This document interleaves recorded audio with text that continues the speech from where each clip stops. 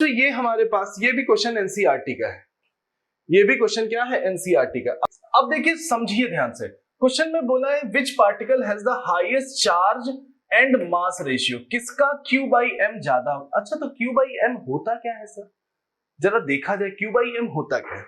आप अगर देखो तो मैंने अभी लिखा है S is equal to half Q E by M T square, ऐसा लिखा था कि नहीं, या Y इसको बोलो, अभी आपने निकाला है क्वेश्चन में, या होता भी जैसे हम कह सकते हैं हाफ a इंटू टी, जो मतलब डायरेक्ट क्वेश्चन देख रहे हैं उनके लिए, तो एक्सेलरेशन क्या होता है इलेक्ट्रोस्टैटिक फील्ड में, क्यू ई बाई एम होता है, ठीक।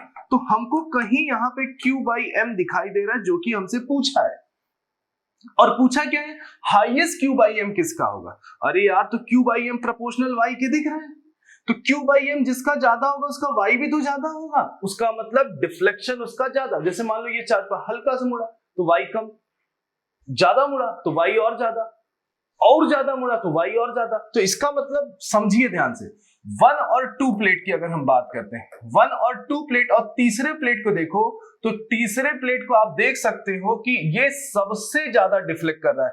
अगर आप ध्यान से देखिए सबसे ज्यादा इस डायग्राम में आपको कौन सबसे ज्यादा डिफ्लेक्ट दिख रहा है, तो आप बोलोगे तीसरा। आप देख सकते हो 1 और 2 3 को देख सकते हैं, सबसे ज्यादा डिफ्लेक्शन किसमें हो रहा है, 3 में हो रहा है। और दूसरी सबसे बड़ी बात, अगर 1 और 2 को अगर हम बात करते हैं वो पॉजिटिव प्लेट की ओर जा रहे हैं, इसका मतलब वो नेगेटिव होंगे, उनका चार्ज क्या होगा, नेगेटिव होगा। बोलो सही बात है कि नहीं।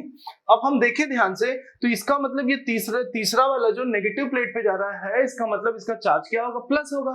तो हम इस बिहाफ पे कह सकते हैं कि सबसे ज्यादा Q बाई एम किसका होगा बच्चों, तीसरे का होगा, क्योंकि सबसे ज्यादा डिफ्लेक्शन किसमें आ रहा है, तीसरे में आ रहा है, ठीक।